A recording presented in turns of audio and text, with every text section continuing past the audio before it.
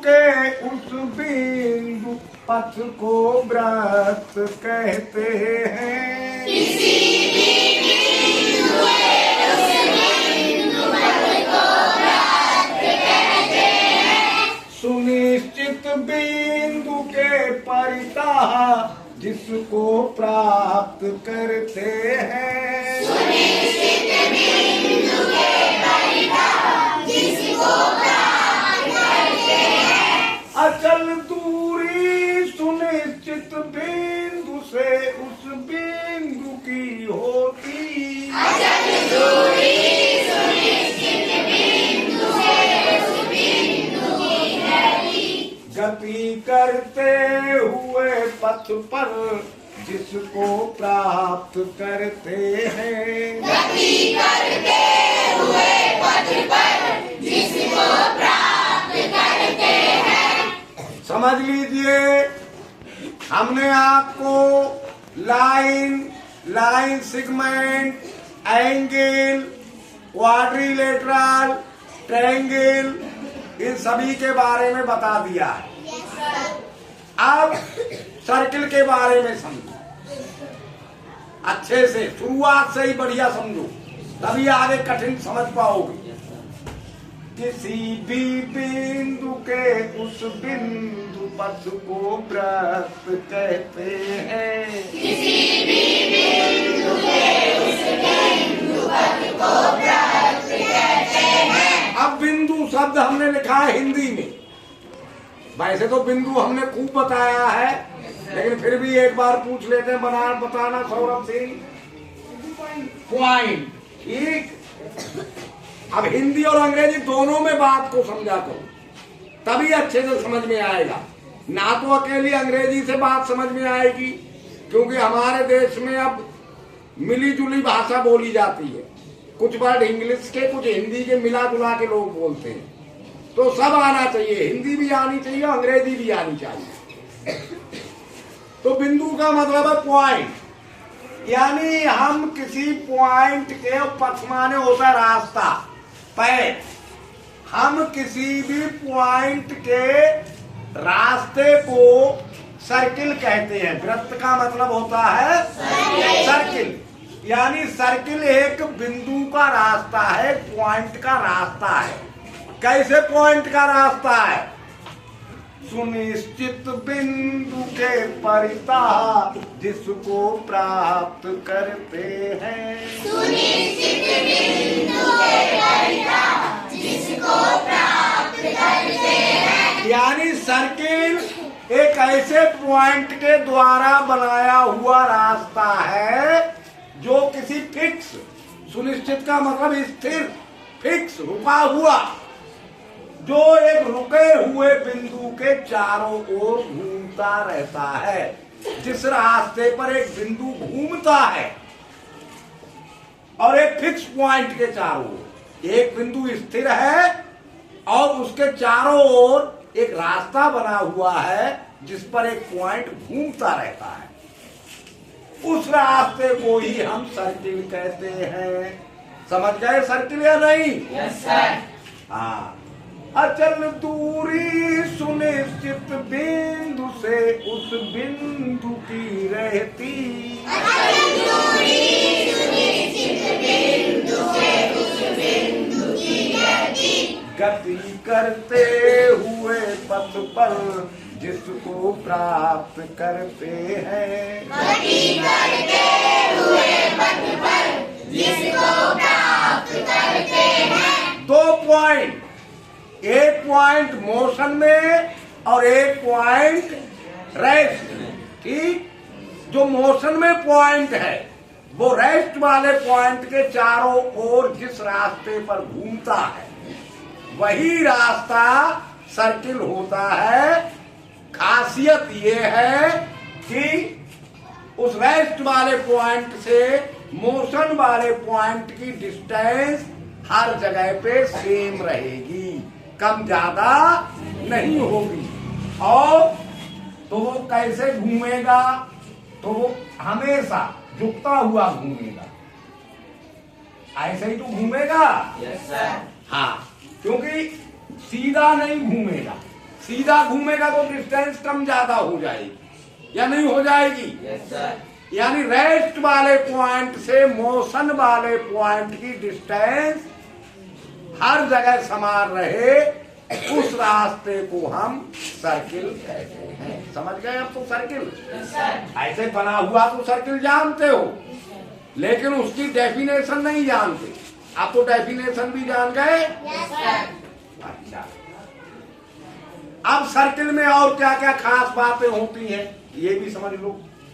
सुनिश्चित बिंदु को ही हम वृत्त का केंद्र कहते हैं। सुनिश्चित बिंदु को ही हम वृत्त का केंद्र कहते हैं। दो पॉइंट हमारा रेस्ट पोजीशन में है। अब दो पॉइंट है, एक घूमता हुआ यानी एक मोशन में और एक रेस्ट में।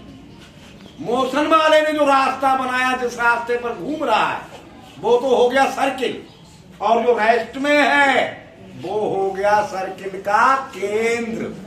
केंद्र को हमने लिख दिया है सेंटर, वो सर्किल का सेंटर हो। अंडरस्टैंड?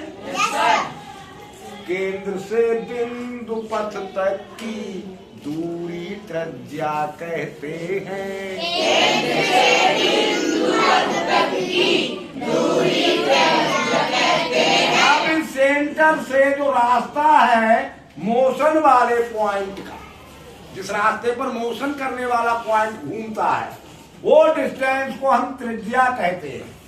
त्रिज्या नहीं समझते होगे तो हमने लिख दिया रेडियस। रेडियस तो समझते हो? यानी सेंटर से मोशन करने वाले पॉइंट के रास्ते तक की दूरी को हम रेडियस कहते हैं। रेडियस समझ गए? अच्छा, परिधि के नाम से बिंदु पथ को जाना जाता है। परिधि के नाम से बिंदु पथ को जाना जाता है। अब इस मोशन करने वाला पॉइंट, जिस रास्ते पर मोशन कर रहा है, जो रास्ता है, उस रास्ते को हम कहते हैं परिधि। हिंदी में परिधि समझते हो? नो सर, इसको कहते हैं सरकमफ्रेंस। क्या कहते हैं? सरकमफ्रेंस। तो दोनों ही बातें समझना, परिधि भी और सरकमफ्रेंस, दोनों का मतलब एक ही है। तो सेंटर से बिंदु के रास्ते की जो डिस्टेंस है उसे हम कहते हैं रेडियस, और जो रास्ता बनता है उसे हम कहते हैं सरकमफ्रेंस, परिधि। समझ गए? परिधि को कभी नापा नहीं जा सकता। परिधि को कभी सरकमफ्रेंस की माप नहीं की जा सकती, क्योंकि वो हर जगह पे मुड़ी हुई रहती है, और हमारी जो लंबाई नापने की इकाइयां हैं, मीटर, सेंटीमीटर, जो भी है, वो सब सीधे पैमाने पर होती है या नहीं होती है? तो और वो भूमि थोड़ा सा भी आगे बढ़ेगा, अगर सरकमफ्रेंस थोड़ा सा भी आगे बढ़ेगा तो वो मुड़ता हुआ आगे बढ़ेगा, जिसे सीधे पैमाने से मापा नहीं जा सकता। तो इसलिए इसे हम रेडियस के हिसाब से मापते हैं। तो परिधि के नाम से बिंदु पथ को जाना जाता है। परिधि के नाम से बिंदु पथ को जाना जाता है।